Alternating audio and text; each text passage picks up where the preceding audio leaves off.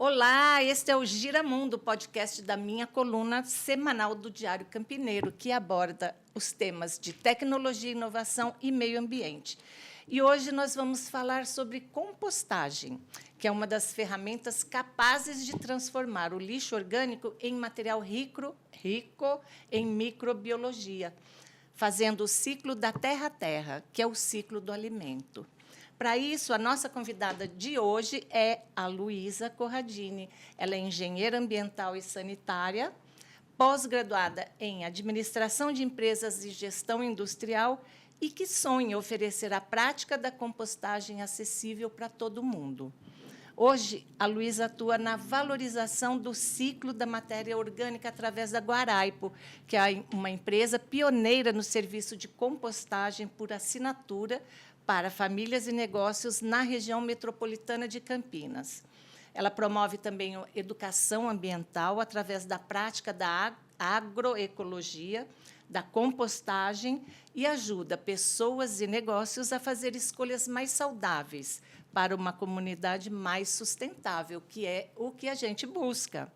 Além da Guaraipo, a Luísa compõe também a atual chapa da Associação Brasileira de Compostagem e a Coalização pelo Impacto de Campinas, organização catalisadora de negócios de impactos socioambientais. Luísa, bem-vinda ao Giramundo. Obrigada, Lília. Nossa, a apresentação da Guaraipo, vindo da sua voz, deixou a gente muito mais chique. Gostei. Fique à vontade. Luísa, fala para mim, o que te levou a escolher a engenharia ambiental e sanitária como profissão? Ou como graduação, né? Lília, é uma vontade de poder fazer diferente, né? Quando eu era jovem, soava até uma inocência, um sonho de salvar o mundo, né? Num momento onde a gente passa aí por grandes impactos ambientais, né? A gente vê bastante catástrofe e isso já era posto desde muito cedo que iria acontecer, né? Um aquecimento global que já era previsto, né? As consequências desse aumento muito brusco de temperatura. Então, sempre existiu, numa inocência de criança, um desejo de salvar o mundo, né? E, a partir daí, eu fui tendo oportunidades de estudar. Eu fiz um colégio técnico em Limeira, onde eu estudei geomática, tive meu primeiro contato com as ciências da natureza, astrologia, astronomia, né? Então, que bacana, não recursos conhecia. hídricos, é muito legal, é um curso bem direcionado para estudo de satélites, a imagem de satélites, e muito aplicado, inclusive, na agricultura, né? Então, foi a minha primeira relação com o meio ambiente no que é para começando uma carreira, né? Estava ali num colégio técnico. A partir daí, optei pela engenharia ambiental, né? Sempre me dei muito bem com números e com as exatas. E dentro da engenharia ambiental, dentre muitas coisas que eu vivi e experienciei ali, eu descobri um estilo de vida que eu nunca tinha ouvido falar, a permacultura. A permacultura é uma forma de conviver em sociedade onde o meio ambiente é mais valorizado. Os ciclos são valorizados e respeitados antes de tudo. Então, a intenção é que a gente tenha uma descentralização dos recursos para a gente conseguir ter uma melhor otimização, né? Então, você acaba gerenciando em micronúcleos para que você consiga ter uma eficiência e uma eficácia naquilo que se propõe. E a gente está falando de gestão de resíduos, a gente está falando de produção alimentar, a gente está falando de saúde. Então, tudo isso eu tive acesso, né, na faculdade e fui caminhando por aí. Eu acho que para a gente se reconhecer como natureza, é muito fácil depois que você tem acesso e contato com a natureza, né? Enquanto a gente está dentro do nosso escritório, enquanto a gente está dentro de uma sala de aula, enquanto a gente está vivendo a nossa vida rotineiramente, indo no shopping, fica mais complexo a gente enxergar o nosso papel como natureza. E, a partir do momento que a gente se expõe a isso, por que escolher, né? Porque é de mim, do ser humano, né? De querer fazer algo em que, se eu tiver que trabalhar, que seja naquilo que eu acredito, que seja num propósito, que seja para salvar o planeta, por mais inocente que isso pareça. É bacana, é nobre, né? Eu acho que toda criança passa por essa fase, né? De querer salvar o mundo, né? E poucas continuam com com esse sonho e colocam em prática, né? É uma coisa que você conseguiu, né? E acho que é duras penas, porque não é fácil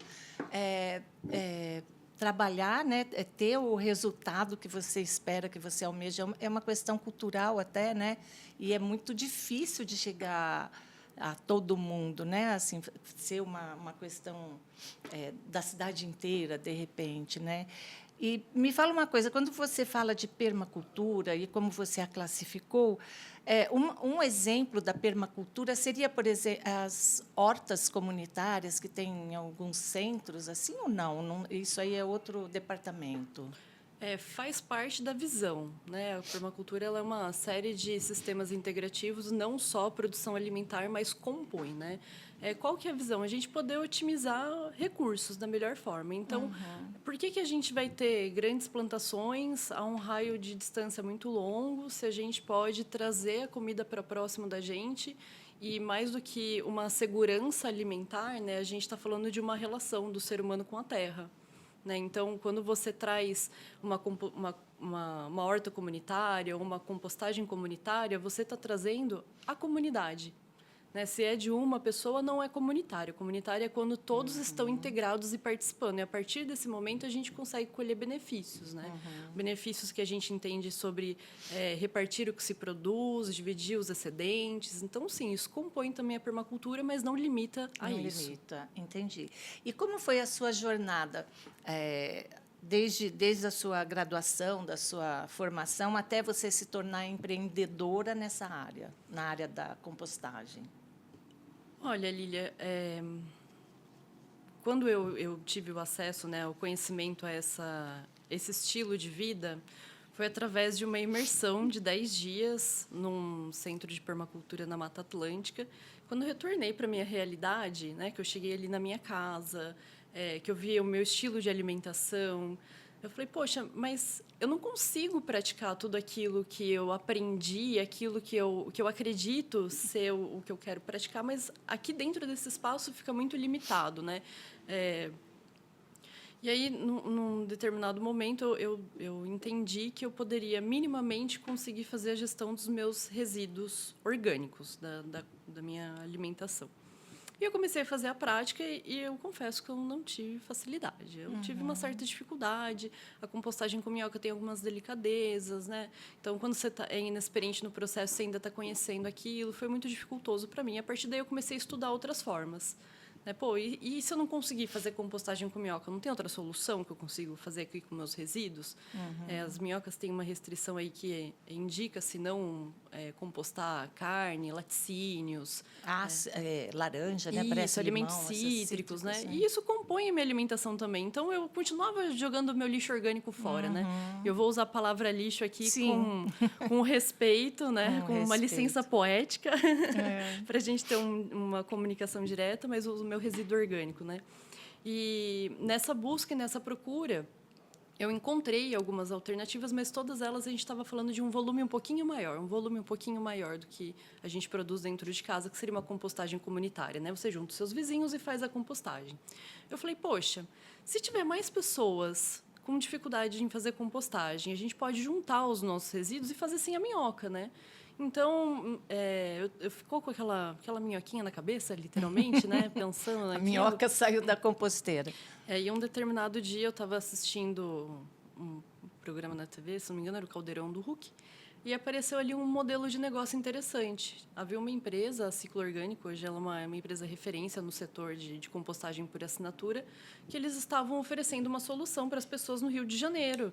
E aquele negócio tinha consolidado, né? As pessoas estavam participando. Eu pensei, poxa vida, mas no Rio de Janeiro está acontecendo e a gente está quase numa grande metrópole, né?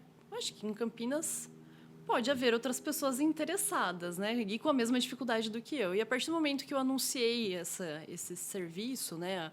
Ofertando a oportunidade da coleta dos resíduos para fazer a compostagem pelas pessoas, para as pessoas, aconteceu de uma forma muito sutil e muito rápida.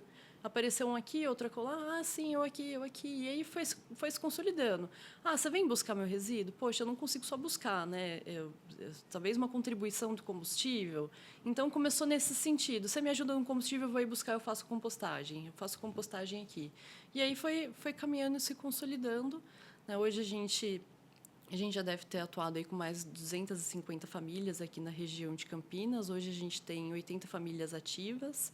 A gente faz a compostagem de aproximadamente 3,5 toneladas de resíduos orgânicos por mês, que são na cozinha das famílias. Jesus, de 80 famílias. De 80 3 famílias. 3 toneladas e meia. Já é muita coisa, né? É bastante coisa. É muita coisa. E o mais interessante, Lília, que a gente percebe que quando as pessoas começam a fazer compostagem, essa é a primeira grande surpresa, né? Que o sistema ele consiste em guardar as sobras de comida dentro de um balde. Esse balde tem uma tampa seladora, né? Então impede que a mosca bote ovos ou produza larva, impede também qualquer tipo de odor que possa vir a acontecer lá dentro do balde. E uma vez por semana a gente recolhe o balde, faz um sistema de troca de balde. Eu pego aquele balde cheio e a gente deixa um balde vazio para voltar ao armazenamento ali. E a primeira grande reação das pessoas é: meu Deus, quanta coisa eu produzo ao longo de uma semana. Esse é o primeiro grande choque de quem faz compostagem, de quem começa a praticar. Sim. Mas, através disso, a gente também vê uma redução significativa. Porque, a partir do momento que a pessoa se propõe a fazer a gestão de resíduos dentro da casa dela, ela também está se propondo a observar o consumo dela. Está se conscientizando, exato. né? Pô, eu posso reduzir um pouquinho na dose do arroz. Aí eu estou fazendo muito arroz, estou jogando muito arroz fora, muito feijão fora.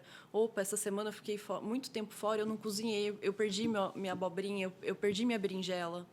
Né? Então, você começa a observar também a sua forma de se alimentar. Né? E os pequenos desperdícios do dia a dia. Então, o primeiro grande susto, né, o volume que se produz é realmente bastante, mas a primeira grande vantagem da compostagem já é a nossa autoeducação e a redução significativa dos nossos resíduos, do nosso descarte. Você consideraria isso o principal benefício da compostagem? Dessa doméstica, né? Vamos chamar de doméstica? Nossa, Lília, principal. Assim, você me pega de calça curta. Não posso falar de um único, são muitos. São muitos. A compostagem, essa que a gente direciona os nossos resíduos orgânicos de casa, e o que são eles, né? Resto de arroz, resto de feijão, o pão embolorado, o bolo que queimou, né? Essas sobrinhas, aquela sobrinha do ralo quando você lava o prato, né? Então, esses resíduos orgânicos, eles representam hoje 50% do que a gente produz de lixo dentro da nossa casa, né? E lixo é aquilo que a gente põe tudo dentro de um saco preto, fecha, põe para fora, né? Para alguém carregar embora. Como bem se longe. Estivesse fora, né? É isso. A partir do momento que está ali na lixeira, já não é mais responsabilidade minha, né? Isso. E lixo é quando a gente põe tudo junto. A partir do momento que a gente separa, né? Perdão, hein? A partir do momento que a gente separa pelo menos o que é reciclável, o que é resto de comida e o que a gente fala não reutilizável ou rejeito, que é o termo certo, né? Que seria de fato lixo, aquilo que a gente não vai conseguir mais fazer nada, seja uma esponja de aço, seja um papel higiênico do banheiro, seja um absorvente usado. Isso são coisas que não tem como reutilizar e de fato é lixo. Agora, o orgânico, ele volta para o ciclo de vida e o reciclável, ele volta para o ciclo de vida. Então, o primeiro ponto, acho que da compostagem, quando a gente fala da nossa realidade dentro de casa, é uma organização na cozinha. Sim. Você começa a ter uma organização, sua cozinha fica mais dinâmica, mais bonita e mais limpa quando o seu resíduo orgânico não está ali dentro de uma simples sacolinha. E esse material que representa 50%, hoje, no sistema de coleta que a gente tem, que a gente põe o nosso lixo para fora, ele vai para um lugar longe, muito longe, para a gente não ver o tamanho do volume que é, para a gente não ver o impacto que gera, e ali vai se colocando os nossos lixos. Então, lixo após lixo, vai montando uma pilha de lixo num aterro sanitário. É um lugar ambientalmente adequado? É um lugar que ele é preparado para receber esses resíduos, mas que, se a gente considerar que metade do que está lá dentro, dos seus, né, vamos imaginar aí, 200 mil metros quadrados de área de um aterro sanitário, se metade do volume que está ali é resto de comida, a gente também pode ganhar o dobro de tempo de vida de um aterro sanitário. Né? Então, quando a gente olha para uma política pública, a gente está falando de redução de custo para o município, quando a gente consegue desviar uma matéria orgânica de um aterro sanitário, porque o município paga para destinar. Ele paga tanto o transporte, tanto a destinação no aterro sanitário é pago. Né? Então, a inocência de quem acredita de que a gente não paga pela destinação dos nossos resíduos. A gente paga, tá? Incluso no imposto, mas paga. E não vai para o lugar legal, é ambientalmente adequado, mas não é o tratamento correto para o resíduo orgânico. Então, temos aí mais uma vantagem da compostagem. Um direcionamento para aquilo que vai ser reciclado, né? A compostagem é uma reciclagem da matéria orgânica. Aquele lixo de cozinha que é uma sobra alimentar vai ser transformada biologicamente, fisicamente, quimicamente. E o resultado final é adubo orgânico, é composto orgânico. É um material que tem cor de terra, tem cheiro de terra. Cheiro de terra, o cheiro é muito bom. Muito bom, né? Mas ali tem uma concentração de vida, de microbiologia. Então... Você tem 3 horas de podcast para a gente falar todas as vantagens da compostagem? Eu adoraria.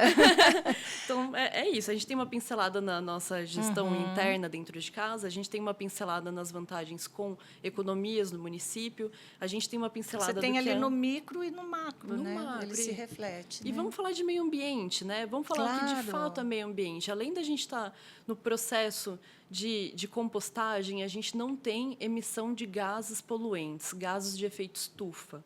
Né? Porque nesses lixões, o gás ele é o material orgânico, né, que produz, né? Isso, é um processo. Por que lá no aterro o material orgânico produz o gás de efeito estufa e na compostagem não? Né? Por quê? Lá no aterro sanitário está acontecendo um processo que ele é sem oxigênio, ele é anaeróbico. Então, esse processo anaeróbico ele vai produzir gases de efeito estufa. Dentro da compostagem, são outros parâmetros de decomposição desse material. E um dos fatores principais, né, umidade e oxigênio, a presença de oxigênio, permite outras formas, outras reações químicas que não são poluentes. Então, parece a mesma coisa, mas não é a mesma coisa. São completamente diferentes, consequências completamente diferentes. E aí a gente fala, além de uma redução de emitir gás de efeito estufa no tratamento do resíduo orgânico, na ponta de cá a gente tem um produto que ele é um produto rico em vida, em microbiologia, ele é rico naquilo que o solo precisa para conseguir disponibilizar o nutriente para a planta. Então, a raiz da planta ela é como se fosse o nosso intestino. A raiz da planta não tem boca para comer nutriente. A raiz da planta precisa de uma reação química feita por micro-organismos, fungos e bactérias, que vão fazer uma reação química com os nutrientes e deixar eles disponíveis para as raízes das plantas absorverem. Facilitados. É condicional, né? Então, se você tem uma presença de matéria orgânica no teu solo, você está garantindo que você vai ter uma otimização da aplicação do seu nutriente dentro da lavoura. Né? Então, a gente ainda está falando de um produto que aumenta a capacidade de absorção das plantas, além de, aplicado no solo, o composto orgânico, por ter vida, ele continua capturando gás de efeito estufa. Ele faz um processo descarbonização da atmosfera no solo. E ele vai estar enriquecendo esse solo também. É outro ciclo, né, também, porque ele enriquece o solo, daí realimenta a planta, que vai produzir mais, de uma maneira mais orgânica, né, que o pessoal gosta, né? E aí depois volta de novo. É um ciclo mesmo. É um ciclo. Né? E assim, o composto orgânico não é para plantação só orgânica. Né? O composto orgânico é para qualquer tipo de plantio. O que se produz não é um alimento mais ou menos orgânico, é um alimento mais saudável. Sim. E também para plantas em geral, né? Orquídeas. Também. Ou seja, aquela terra orgânica, aquela terrinha marrom que você paga uma fortuna lá no Ceasa, você pode estar produzindo isso na sua casa e não sabe. Pode. Então, preste atenção. Pode mesmo. Não é? E assim, eu tive uma experiência, eu sempre gostei, sempre assim, me alinhei muito com as questões, né, ambientais e um monte de coisa. Eu sempre reciclei meu lixo, assim, muito antes de virar moda. Eu sempre separei, reciclei. Eu brigo em casa, a beça. Já tive uma composteira em casa, que agora ela já foi lá para o sítio, embora, porque ainda a gente tem, né, quem joga contra, né, quem não gosta, que implica. Mas uma coisa assim que me deixou bastante feliz, né, eu posso dizer, foi a primeira leva, a primeira vez que eu abri aquela tampa e senti aquele cheiro de floresta. Nossa, é assim, até emociona, né? Porque eu sabia o tanto que eu tinha colocado ali, né? O que estava ali, o tempo que ficou, e quando eu abri, eu vi aquilo transformado, né, nessa terra rica, preta, e cheirando a floresta. Nossa, fez um bem, né? Então, a gente vê de perto que a gente pode transformar, né? A gente pode dar um jeito nisso que está acontecendo para todo mundo, né? Mas tem que... É isso, nossa, Lília. E essa tua experiência representa a experiência de todo mundo que vive. Esse teu sentimento representa a experiência de quem vive isso. Quem não vive é difícil entender. Né? Então, a gente, como Guaraipo, entende que a forma de educar para as pessoas entenderem é na prática. Então, o nosso projeto é que cada vez mais pessoas tenham acesso à compostagem, né? Hoje, o que consegue sustentar o nosso trabalho é uma compostagem por assinatura, né? É o recurso daquelas pessoas que acreditam no propósito e que investem nesse propósito mensalmente, nos apoiando. Sim. Mas a gente trabalha com outras frentes para a gente conseguir que as pessoas continuem tendo a educação através da experiência. Não tem como explicar esse sentimento que a gente está compartilhando, se não for pela pessoa vivenciar começo, meio e fim da compostagem. Pela experiência, né? Pela experiência. Ver, sentir, pegar e falar, nossa, tem cor de terra, tem cheiro de terra. Era uma banana até 30 dias atrás. E aí, deixa eu te perguntar, como assim, esse pessoal que faz assinatura, você recolhe e eles você vai trocando os baldes, o vazio pelo cheio, o vazio pelo cheio. Em que momento eles têm contato? Quer dizer, óbvio, depois você devolve para eles a terra, né? Você acha é assim, né, que funciona ou não? A gente direciona o nosso composto orgânico para as nossas frentes agroflorestais. Então, a gente direciona esse material para o produtor, a gente direciona esse material em linhas agroflorestais. Então, a gente faz esse repasse, de fato, para fechar o ciclo daqueles que estão produzindo alimento. Lá na ponta. Mas, então, a pessoa, em casa, a família não tem acesso a essa terrinha? Em casa, as pessoas que fazem parte da Guaraipo, e elas podem solicitar, a gente leva uma amostra. Né? O que a gente entende assim, muitas pessoas não estavam utilizando. A gente fazia um sistema, logo quando começou a Guaraipo, a gente fazia um sistema de troca. Né? Você entregava o seu resíduo orgânico e recebia ali uma fração do composto.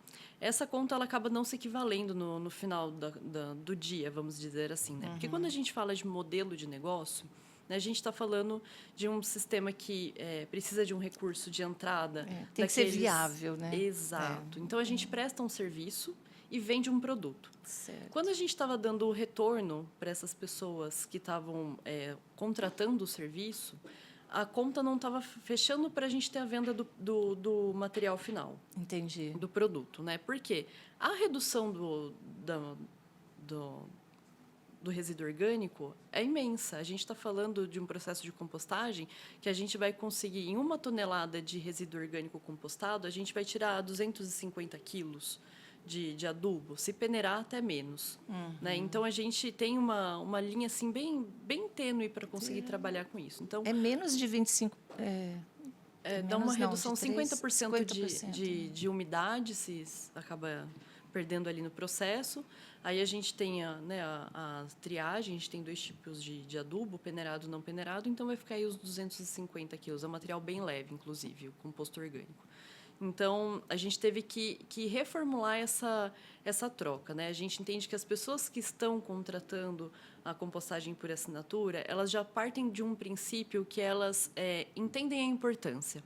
Sim. Né? Então, muitas pessoas acabavam nem usando, Pô, já pus, eu tenho pouca planta em casa, o vasinho ele não pode receber tanta matéria orgânica constância, né? Não é uma aplicação mensal, Sim. né? Um produto que ele é concentrado, né? Ele tem uma potência ali, você pode, né? Um uso excessivo nas plantas também acarretar impacto. Então, a gente entendeu pelo próprio perfil das pessoas que participavam da Guaraipo que era pontuais as necessidades e a gente continua atendendo essas necessidades pontuais, né? Para quem pratica com a compostagem conosco. Entendi.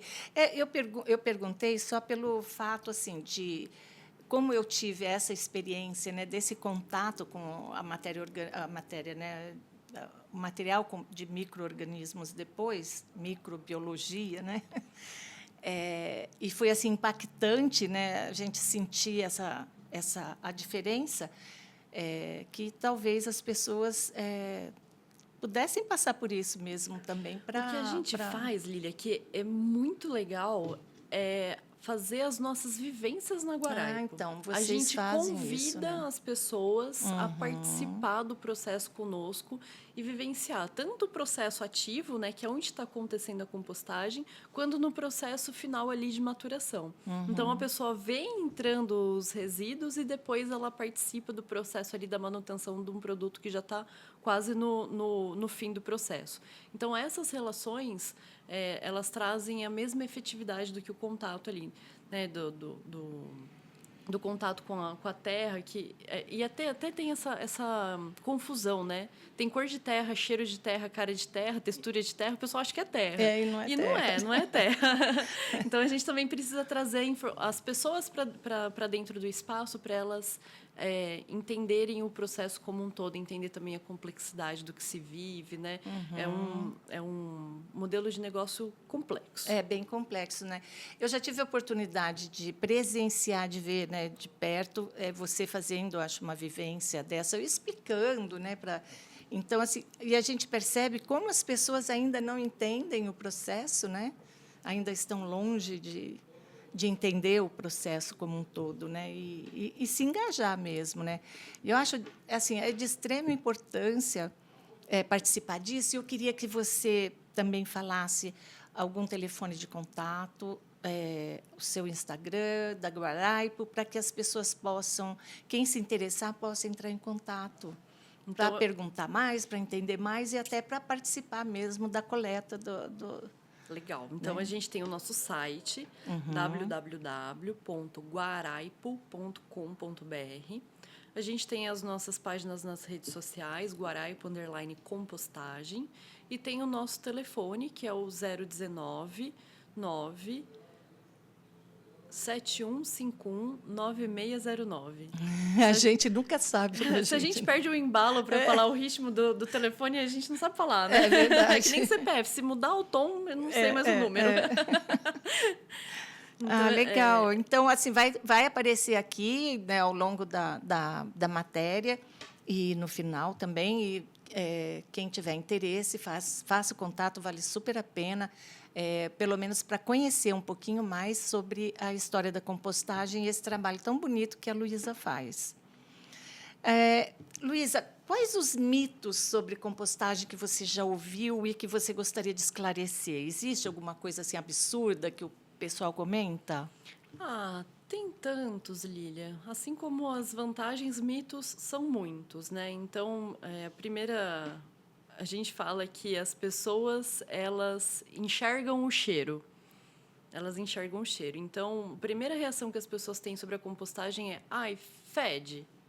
Não é um processo fedido. Você chega no pátio de compostagem, você não vai ter um ambiente fétido. Ali acontece um processo biológico. Então, você tem cheiro de um processo acontecendo, mas ele não é incômodo, ele não é agressivo, ele representa ali, inclusive, o próprio odor sinaliza para a gente que tem uma saúde ali, né? Quando ele passa a ser uma coisa agressiva, algo está errado. Algo está errado. É um parâmetro de qualidade do produto, o odor. Aí a gente tem a questão de atração de vetores. Dá rato, dá barata, dá bicho. Não dá. Nem o que a gente faz em casa, nem o que a gente faz em média escala, como na Guaraipo. quando a gente fala desses processos, a gente está falando de ambientes fechados, né? Então, quando a gente faz em casa, a gente faz em caixote, a gente faz em caixa, em balde, com tampa, fechado. Né? Esse isolamento, ele é importante para a compostagem, né? Para manter as minhocas caseiras dentro da compostagem e para as mosquinhas não entrar. Então, não tem nenhum tipo de acesso do vetor. E quando a gente fala do médio processo ou do grande processo, a gente está falando de uma compostagem que esquenta. Né? Um dos parâmetros da compostagem da Guaraipo é a alta temperatura, a gente chama de termofílica. Então, a temperatura chega a 70 graus e fica a 70 graus ali por 15, 20 dias. E aí eu te pergunto, que animal que vai conseguir viver a 70 graus lá dentro de uma leira de compostagem fermentando? Né? Então, não tem como o vetor estar lá. Não tem como o rato estar lá, a cobra estar lá, a barata estar lá. Então, vetores não é uma realidade. A não ser que você esteja vivenciando uma compostagem mal feita, que aí também a gente não pode chamar de compostagem. Né? Então, o que é importante saber? Jogar o resíduo orgânico pela janela porque é da natureza e vai se decompor, não é fazer compostagem. Nem pela janela do carro, né? Jogar no terreno do vizinho não é compostagem. Sim, vai atrair o vetor. Se estiver lá exposto, sem nenhum tipo de condição para acontecer uma compostagem, ele vai atrair bicho. Abrir um buraco no quintal e jogar o resto de comida lá dentro é garantir o seu próprio aterro sanitário no quintal da sua casa. É um processo anaeróbico. Ah, mas é da terra... vai decompor. Vai, mas existem alguns critérios para você ter um produto final de qualidade. Sim. Né? Você quer só sumir com o orgânico ou você quer ter um produto de qualidade para a tua planta, né? Então, fala, te interrompendo já, explica como que é o processo. Como que você monta a leira, né? Que você chama, que é uma carreira lá, um montinho comprido, onde fica o material orgânico e outras coisas que vocês colocam para isso, no fim, virar esse material bonito, esse humus. Né? É humus que... Não é humus, né? Podemos chamar de humus. Vamos chamar de humus para facilitar a conversa. Então, explica para quem está nos assistindo, como que é feito. Chega lá, o resíduo chega, como é que você monta isso, como é que é? Eu vou convidar para olhar as redes sociais. Sim, claro. Mas eu explico, sim. A gente faz como se fosse uma cama, um berço de palha, que é um material bem estruturante, é um material que a gente tem fácil acesso, né? Então, é um material grosso, uma palha grossa, difícil de ser decomposto, né? Cada tipo de material ele vai ter uma dificuldade de se decompor. Tá. Então, madeira vai ser mais difícil e alimentos como alface, que tem bastante água, é mais fácil, né? Então, a gente tem uma escala de decomposição. Entendi. A gente pega esses resíduos orgânicos que são de difíceis decomposição, que são materiais mais fibrosos, como uma palha, galho, folhas secas, e a gente usa como se fosse uma cama mesmo, né? A gente monta ali uma banheira, deixando uma vala no meio, mas uma vala ainda com palha, né? A gente está falando de uma cama aí de uns 50 centímetros, 30 centímetros de espessura, e a gente deposita no centro dessa banheira os resíduos orgânicos na mesma proporção ou até mais com serragem, que é outra fonte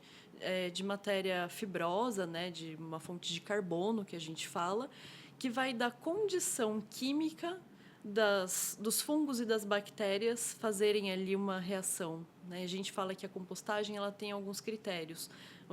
Precisa ter umidade, precisa ter oxigenação, precisa ter alta temperatura como uma consequência e precisa ter um equilíbrio carbono-nitrogênio. Parece muito químico quando a gente fala carbono-nitrogênio. O que é carbono-nitrogênio na minha comida? Né? Mas, na prática, ela é mais fácil de se ver. Geralmente, os alimentos, legumes, verduras, têm bastante uma tendência a ter mais nitrogênio do que o material que é de madeira por si só, que tem bastante carbono. Então, isso na prática acaba ficando um pouco mais simples. Né? Então, a gente usa a serragem como matéria, a gente mistura na mesma proporção. Então, se a gente coloca lá 10 baldes de resto de comida, a gente vai pôr 10 baldes de serragem, vai misturar para que todo aquele alimento esteja em contato com essa matéria fibrosa. E quando a gente faz esse trabalho, tem ali uma umidificação, a gente fecha com uma camada de palha novamente. Então, a gente tem uma banheira de palha, a gente coloca os resíduos orgânicos dentro, a gente fecha essa banheira de palha e ali vai funcionar como se fosse uma rolha. Né? A palha ela vai fazer uma uma camada de isolamento. E ali dentro, a própria vida dos alimentos que moram nas cascas dos alimentos vão ter condição, dentro desses parâmetros, né, do carbono, nitrogênio, do oxigênio, né, de conseguir se desenvolver e fazer a degradação da matéria orgânica. E começa a mágica. E começa a mágica. Aí, na semana seguinte, quando a gente tem a coleta, a gente vai naquela leira que está acontecendo o processo, a gente faz da camada da superfície que a gente fechou aquela leira, a gente faz dela uma parede, uma nova banheira. A gente abre o miolo dela de novo, a gente incorpora o resíduo orgânico de novo, a gente mistura com o que está lá. O que está lá, ou você põe resíduo novo? Põe resíduo novo. Mistura o novo com o velho, mistura mais serragem dentro desse processo, fecha de novo. Fecha de novo. Na semana seguinte, a gente vai fazer o mesmo procedimento. A gente vai abrir aquela camada de palha que está funcionando como uma rolha, vai jogar o resíduo orgânico novo lá dentro, vai misturar com o velho, vai misturar com uma nova serragem, vai fechar. Até a gente chegar numa altura ergonômica de 1,5 m, por ali, né? 1,80 m. Esse 1,80 m porque vai baixar a temperatura conforme for acontecendo o processo, né? A altura, né? E aí a gente começa uma nova leira e a gente considera que aquele processo, então, está... finalizado. Está começando. Ah, tá. Está começando. A partir daquele momento que a gente monta uma nova... quando você fecha, aquele está começando. Não, a gente encheu. Chegou 1,5 m. A gente fala assim, agora a gente fechou essa leira. Fechamos. Tá. A gente vai começar uma nova. A gente vai começar a incorporar resíduos numa nova. Essa que está fechada, a gente vai começar a contar o tempo dela. Isso, aí que ela começa... Aí que ela começa, a gente acompanha a temperatura. Essa temperatura tem que ficar mais de 15 dias lá em 70 graus.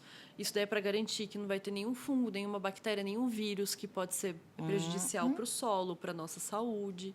Então, tem todo esse acompanhamento técnico. Se essa técnico. temperatura estiver mais baixa... Alguma coisa está acontecendo. Mas aí o que você pode fazer para recuperar? Aí tem que ver o que está acontecendo. Depende, o famoso depende, né? Às vezes pôs muita água, às vezes pôs pouca serragem. Entendi. Às vezes está muito frio e o processo não está acontecendo. Às vezes veio algum tipo de material que estava com alguma, né, um cal, alguma coisa que diminui um pouco a microbiologia. Tem que ver o que acontecer. Eu confesso que durante 4 anos de Guaraipo, eu nunca vivenciei uma compostagem que não subiu acima de 70 graus. De 55 graus a 70 graus. Pelo menos na minha mão, eu não carrego essa culpa.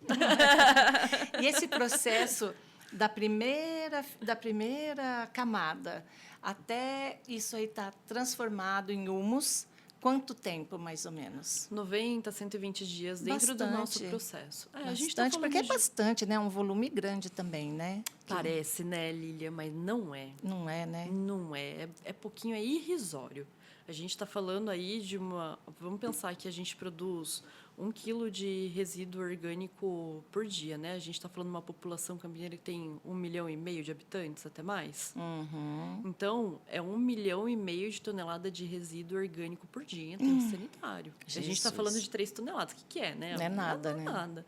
Então, é um volume quase que irrisório, mas que ele gera um impacto social, muito mais social. Então, você falando isso, me vem a pergunta, uma pergunta importante, que como você pretende tornar essa compostagem, né? Você deve ter um plano, você tem esse sonho. Como que você pretende tornar essa compostagem acessível para todo mundo? Porque eu acho que que passe além da educação, eu acho que a educação é um primeiro passo, óbvio, né? Em escola, etc. Mas como que você tem alguma estratégia, você tem algum sonho, você vislumbra, enfim, como você vê isso? Temos. Então, a gente tem planos para esse ano. Nós vamos, primeiramente, lançar um financiamento coletivo para que aquelas pessoas que acreditam no propósito possam contribuir conosco para a gente conseguir caminhar em direção a isso. A proposta é a gente conseguir expandir, organizar compostagens comunitárias, né? Principalmente aquelas que a gente consegue estar vinculada a cooperativas, porque o resíduo orgânico ele é hoje o maior impactante na operação da reciclagem. A maior dificuldade de quem trabalha com reciclagem hoje é a contaminação por resíduo orgânico. Então, a gente não tem como... A gente fala que a gente está fechando o ciclo de vida dos alimentos, a gente fala da valorização da matéria orgânica, mas a gente está de mão dada com a reciclagem. Apesar de ser plástico, papel, vidro, material inorgânico, a gente dá a mão quando a gente está falando do descarte da nossa cozinha. Sim, Né? sim. Então, a nossa frente de trabalho hoje para 2025 é conseguir organizar compostagens comunitárias. Hoje a gente está começando ali uma relação com a Horta do Itajaí, com o pessoal ali da Cooper Bassoli, na região do Bassoli, para a gente conseguir organizar uma compostagem comunitária. Então, o primeiro projeto, o primeiro escopo para 2025 é esse. A gente tem planos também para que as pessoas vivam a experiência em suas casas. Então, a gente busca, através desse financiamento coletivo, patrocínio, né, para que as pessoas possam viver e experienciar a compostagem por assinatura dentro de um raio aí de atuação da Guaraipo, para se viver a experiência. E o que eu falo, Lília, é o seguinte: para a gente, quanto menos pessoas fazendo compostagem conosco, é melhor. O mais legal é quando você vive a experiência e se sente preparada e motivada para fazer próximo à sua casa, para fazer próximo aos seus vizinhos, próximos à sua realidade. Onde você vai fazer sua compostagem, você vai produzir o seu composto, você vai pôr na sua horta, né? E a gente descentraliza. A gente dá uma solução, mas a solução ela faz parte de um caminhar.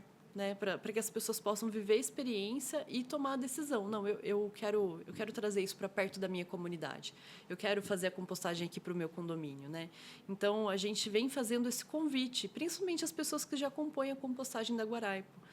Antes, a primeira coisa que a gente direciona quando uma empresa, por exemplo, vem entrar em contato conosco através do serviço de consultoria, a gente oferece a compostagem in loco. Porque, assim, se a Guaraipo tiver que fazer um orçamento para uma coleta em Sumaré, em Hortolândia, a gente está falando de transporte, a gente está falando de queima de combustível, a gente está falando de uma economia que não existe. A cadeia assim, acaba né? ficando prejudicada, né? A cadeia poluída. Polui, né? É uma dualidade. Sim. É uma dualidade do setor. Mas a gente entende que a gente precisa fazer alguns movimentos para a gente conseguir alcançar alguns resultados.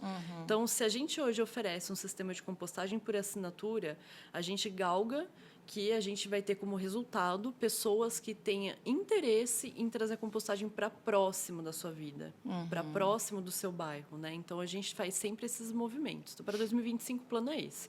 Trabalhar com as compostagens comunitárias, principalmente ali onde a gente tem a relação com os recicláveis, e oferecer, através dos patrocínios, a experiência para as pessoas viverem a compostagem. Pois é, porque o reciclado acaba como você falou, anda de mão dada, né? Então, implementar isso, né, nessas comunidades acaba ficando, acho que, mais fácil, né, talvez, esse entendimento. Né? As pessoas que trabalham com reciclagem, elas entendem o valor do resíduo.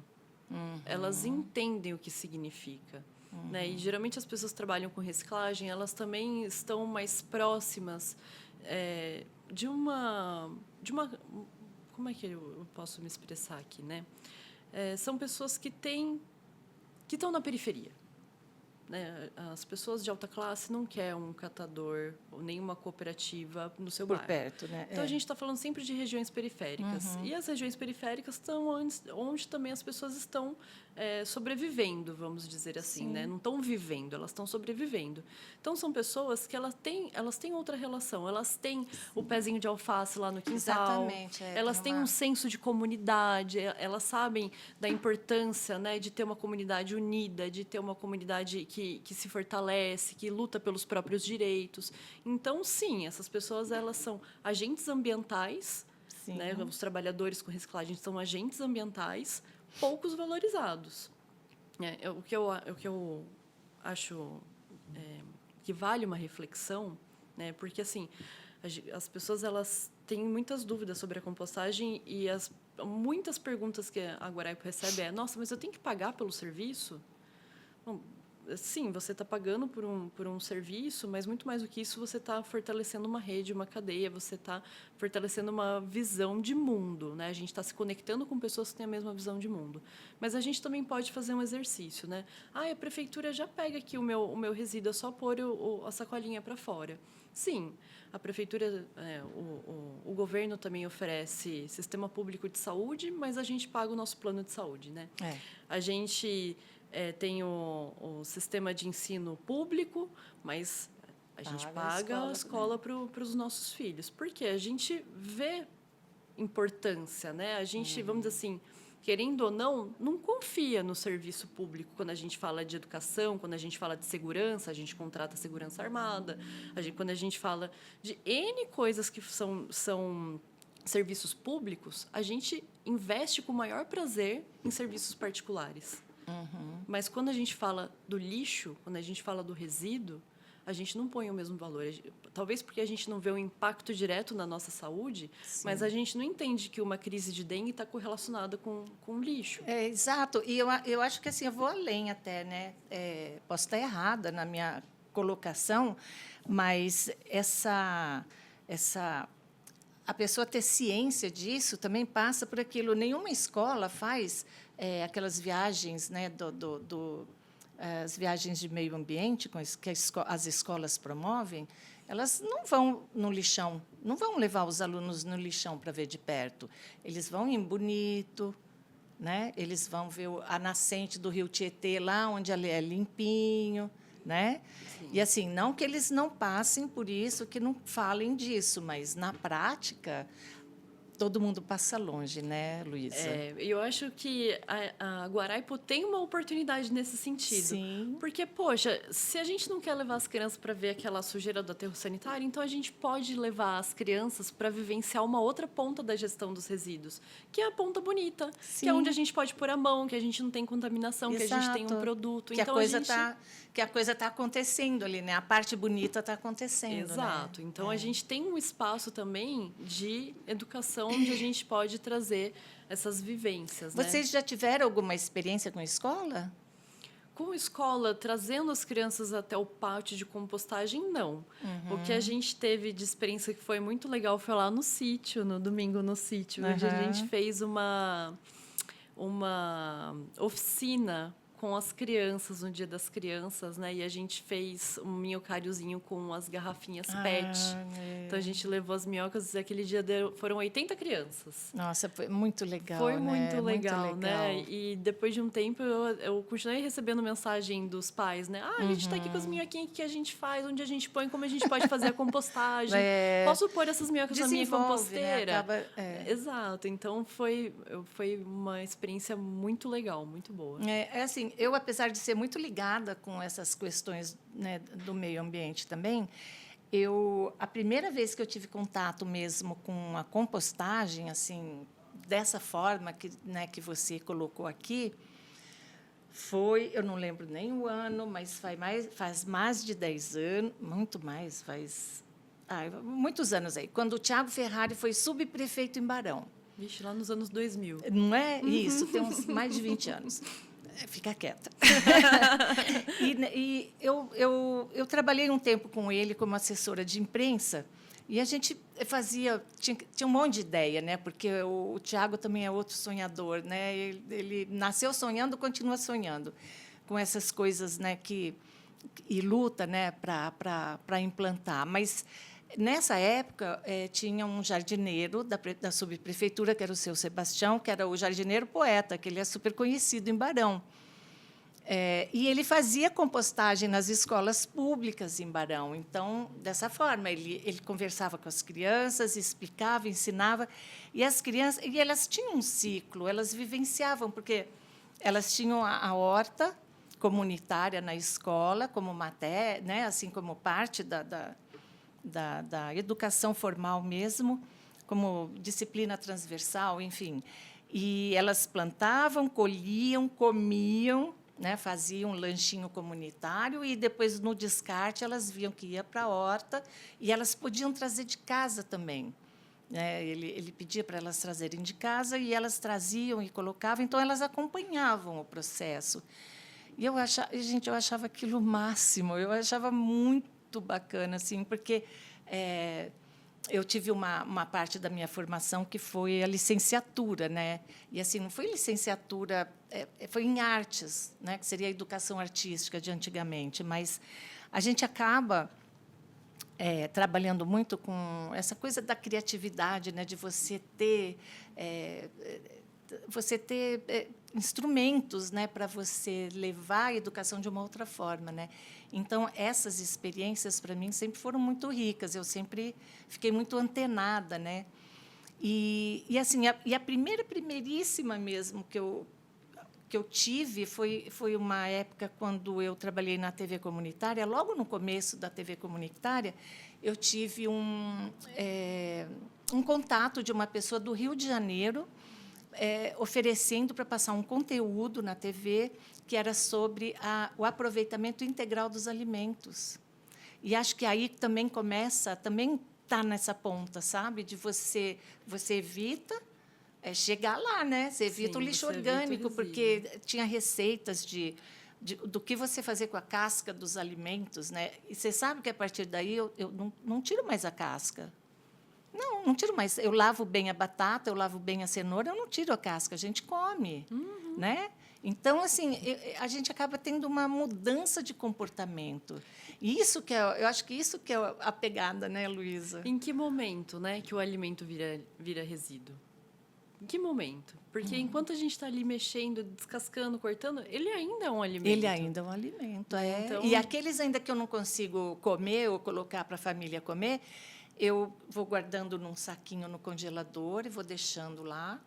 E quando eu quero fazer um caldo, para fazer um risoto, alguma coisa, eu pego o saquinho, né? E aí, assim, eu tenho realmente o aproveitamento máximo dele, só aí que eu descarto, né?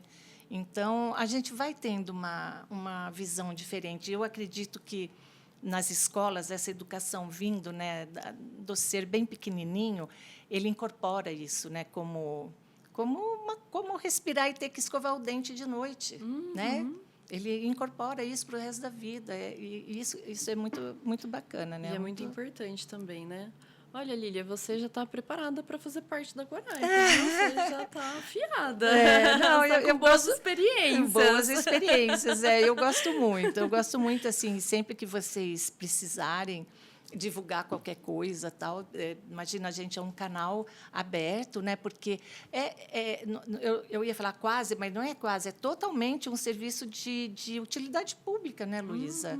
Porque interessa a todo mundo, né? Exatamente. E eu acho que o governo, pública, né? Exatamente. A gente está fazendo política pública. Alguém tem que fazer, né? Alguém tem que fazer, nem que seja para falar, olha, estamos aqui, estamos tentando e, querendo ou não, a gente está educando, né?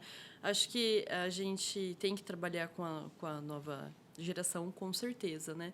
Eu falo que a gente, pelo menos o pessoal da minha época, sofreu uma decepção muito grande. Eu me recordo, quando eu estava no meu 3º, 4º ano da escola, mais ou menos na época que o Tiago Ferrari era subprefeito. Eu me recordo que a gente aprendia na escola as cores dos recicláveis. A gente tinha... Nossa. Ainda tem, né? Mas eu estou usando ali o contexto da época. As lixeiras coloridas para a gente colocar os nossos resíduos. Tinha os pontos, né, de coleta. Mas veja que frustração que foi para a nossa geração quando a gente teve discernimento e entender que o caminhão estava passando e levando tudo para o mesmo lugar. Porque a gente aprendeu a reciclagem, mas a reciclagem ela não estava sendo aplicada na época. Não tinha infraestrutura montada para isso. Então, a gente tem fica, né, pelo menos para uma geração aí dos 30, 40 anos, fica uma pulguinha atrás da orelha, assim, do tipo, a eficiência da... Até mesmo, vai para reciclagem mesmo? Você recicla mesmo, né? Fica uma incerteza, uma insegurança daquilo que a gente desacreditou no passado, né? Então, também, eu vejo que não adianta a gente capacitar as crianças e, mais um pouquinho, elas perceberem que é uma falácia. Uma falácia. E eu acho que essa é a parte legal da compostagem, porque você pode fazer. Você pode assumir a responsabilidade. Mas no meu bairro, eu vejo, toda 2ª e 5ª passa o caminhãozinho do reciclado. Não é nem da prefeitura. Eu acho que é de cooperativa. Passa aquele caminhão com uma grade imensa do lado, cheio de coisa, e vai andando e vai catando tudo que tem. A gente já está acostumado a deixar todo o reciclado ali, e ele leva embora. Então, pelo menos ali em Barão Geraldo, eu tenho certeza que vai para alguma cooperativa, né? Isso, algumas No regiões, centro da sim. cidade, eu já não sei como é que funciona, mas... Mas veja, ó, quando eu comecei a compostagem, eu me conectei com outras unidades que estão espalhadas pelo Brasil. Veio a pandemia, né? A pandemia deu um boom ali na rede social, né? A gente se conectava bastante ali pelo WhatsApp e desse grupo surgiu, então, a Associação Brasileira de Compostagem. E a gente vem buscando, né, diálogo com o Ministério do Meio Ambiente, né, para que até com o Ministério do Trabalho, porque é um campo, um setor Sim, que a que gente pode ainda está gerar muito emprego atrasado. Então, também, né? pequenos detalhezinhos, Lília, por exemplo, ó, da nossa cotidiano, a gente separa hoje, a nomenclatura dos nossos resíduos hoje é errado. É porque a gente fala assim, ó, separa o reciclável e o orgânico. Não. A gente separa o reciclável e o rejeito. A gente separa ou melhor, né, para a realidade do que se vive hoje, a gente tem que separar o seco do úmido. Não, o seco do úmido. Porque a gente olha para o isopor e fala assim, eu acho que esse isopor aqui não é reciclável, então não vou pôr no reciclável, eu vou pôr no me orgânico. fala, isopor é reciclável? Depende. Eu sempre tenho essa Eu dúvida. vou esclarecer essa dúvida para você, Tá, então. para mim e para o resto do mundo aí, porque eu tenho certeza que um monte de gente tem essa dúvida também. Você pode perguntar para a maioria dos agentes ambientais, informais e formais, eles vão falar, não é reciclável. Mas sim, o isopor é reciclável. Por que que ele não está sendo reciclado? Porque isso foi uma cooperativa que me explicou, tá? A Guaraipo, ela é vinculada a um programa de logística reversa do isopor e a gente encaminha o isopor que a gente coleta até uma cooperativa que faz parte dessa logística reversa e eles fazem. A cooperativa fica dentro do SEASA, ali atrás do Paço das Flores. E eles têm um vínculo lá com a logística reversa que eles fazem a reciclagem do isopor. E ela estava me explicando, a responsável, vai me fugir o nome dela agora, meu Deus. Mas ela estava me explicando qual que é a dificuldade do isopor. O isopor é plástico nobre. Né? O isopor, ele é leve. Então, para o peso, ele é complexo. Mas mais do que isso, o que se faz? Pega os plásticos e coloca numa prensa, e faz um bloco lá de 1 metro por 1 metro e guarda lá no cantinho da cooperativa até juntar um volume, liga para o comprador vem buscar aquele volume. Só que para fazer uma prensa de 1 metro por 1 metro de plástico convencional, eles levam 5 minutos. A prensa prende, 5 minutinhos o quadradinho está pronto. O isopor, eles precisam prensar e manter a prensa presa. Porque se ele prensa e solta, ele volta, ele expande, porque tem muito ar. Então, eles têm que prensar e manter aquela prensa presa para manter o bloco de isopor no 1 por 1 fechadinho. E leva 20 minutos. O que é mais vantajoso economicamente? Eu fazer 4 blocos de 1 metro por 1 metro de um plástico ou ficar 20 minutos num bloco de isopor? É o interesse comercial sempre na frente, né? E aí a gente está falando de cooperativa que tem prensa. Claro. Agora, pensando nesses catadores que usam só uma big bag. Uma big bag de isopor não dá 10 quilos. Né? O cara não vai querer ocupar o espaço de armazenamento dele, que é restrito, com isopor. Mas o isopor é reciclável, é plástico nobre, ele é muito utilizado em construção, para forro, para revestimento de obra. E ele é um material que precisa urgentemente voltar para uma cadeia, para uma logística reversa. E se, por exemplo, se a gente juntar o isopor e levar lá no SEASA, a gente consegue descartar nesse lugar? Eu acredito saber, né? que tem outros pontos de descarte. Eu sei que em Souzas tinha um, eu não me recordo se está ativo, mas tem alguns pontos de descarte. O movimento chama Movimento Vira Mais, da embalagem Meiva. São eles os responsáveis pela logística reversa. É importante, porque eu vejo que muitas empresas não descartaram, né? Não descartaram o isopor, né? Por exemplo, vendem, né, embalagens de isopor a rodo, né? Então tem que ter tem que ter um fim, né? É um material muito tentador, né? Leve, versátil, barato, fica difícil se desvincular do isopor, compreensível, né? Não é o ideal, mas enquanto não houver uma política pública, né? Enquanto não houver tecnologia que substitua, hoje a gente já tem sacolas compostáveis. A gente já tem sacolas que são feitas à base de plantas que podem ser direcionadas para compostagem. E aí, se a gente quiser, a gente dá até uma pinceladinha aí numa realidade que a gente vem vivendo, num pequeno greenwashing, porque existem diferenças, né? De sacola compostável, de sacola biodegradável e oxobiodegradável. A compostável vai para compostagem, porque ela vai se tornar, no final do processo, um composto orgânico, ela é feita de planta, à base de planta. Não. Os biodegradáveis e oxobiodegradáveis são só plásticos que vão se transformar em microplástico mais rápido dentro de uma condição.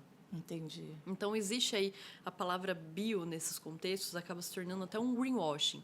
Porque você vê, bio, que bonito, um plástico bio, ele deve ser um plástico verde, deve ser um plástico sustentável. Né? Então, você tem ali uma confusão da nomenclatura. Mas um plástico biodegradável não é um plástico que vai para compostagem. Ele é outra coisa, né? Entendi. Então, existe um universo aí que ainda precisa se desenvolver, mas já existe tecnologia. Se você quiser comprar sacolas à base de planta, compostáveis, já existe hoje no mercado alternativas. Luísa, é com muita dor no coração que o nosso tempo acabou. Mas eu pedi 3 horas. Pois é, eu acho que você vai ter que voltar. E aí a gente fala de outras coisas, né, que a gente não conseguiu falar aqui. Mas eu queria agradecer imensamente a tua presença. Acho que foi super elucidativo para o nosso público o que você falou aqui. É uma coisa que é apaixonante a gente trabalhar com isso, ver isso de perto, vivenciar, né? Eu aconselho a todo mundo, é bem bacana. E você deixou os contatos, então, quem tiver interesse, por favor, entre em contato, acessa o Instagram da Guaraipo, que lá tem bastante informação também, né? E você também que está nos assistindo, lógico, né? Clique, dê like, se inscreva no nosso canal, porque você nos dá relevância e a gente é distribuído para mais pessoas, e isso é um assunto de extrema importância. Eu queria também mandar um beijo para a Neida Duarte, lá da Cidade Universitária, que está sempre antenada nos nossos conteúdos e manda muita sugestão de pauta para a gente. Luísa, uma palavra final para quem está nos assistindo sobre o que a gente conversou. Uma palavra? Não, assim, uma palavra só não, né? Ter esperança, né? É assumir a responsabilidade e ter a esperança de que a ação individual ela tem poder. Né? Se todo mundo fizer a sua parte, assumir a sua responsabilidade, a gente consegue ver resultados. Então, eu acho que é isso mesmo, assim, a gente poder acreditar na nossa ação individual. Individual. Porque tem muita gente que fala, só eu fazendo isso, o que vai adiantar se o mundo inteiro fica jogando plástico, os bueiros estão entupidos? Então, mas começa com você, né? Você é o começo da grande diferença, da grande mudança, né? A mudança está na gente. E, quando a gente muda, as coisas mudam também, né, em volta. E um dia a gente chega lá, né, Luísa? A mudança está no exemplo e na prática. Exatamente, no exemplo e na prática. É isso. E a gente não pode esquecer também, né, que negócios são feitos de pessoas. Então, quanto mais pessoas cientes das suas responsabilidades, né, engajados numa proposta ambiental, é muito mais fácil a gente ter uma incorporação dessas ideias dentro das grandes corporações. Sim, né? Por isso sim. que a nossa ação individual é importante, né? Ela pode impactar carregar a nossa decisão palavra para frente. Exatamente. Pôr peso naquilo que a gente acredita. E muita coisa que é meio ambiente é intangível. Sim. A gente não consegue palpar em valor econômico aquilo que é da natureza. E a gente precisa tirar o viés econômico da frente. Claro, a gente precisa de recursos, recursos, né? A gente trabalha com recursos Claro. financeiros, mas a gente precisa tirar essa conta do meio ambiente pesando na conta do dinheiro, né? dinheiro. Tem coisas que são intangíveis, tem ações nossas que são intangíveis e precisam ser feitas agora para a gente colher resultados a longo prazo. E assim, quem vai colher são os nossos descendentes, com certeza. E você já tem um exemplo que a gente está vivenciando aí alguma coisa em torno, sensação térmica de 50 graus. Então, a coisa é séria. Então, para você que nos assistiu, fica o nosso abraço, nosso obrigada. Agradeço, Luiz, a sua presença. Eu que agradeço. E a gente volta no próximo Gira Mundo. Até lá.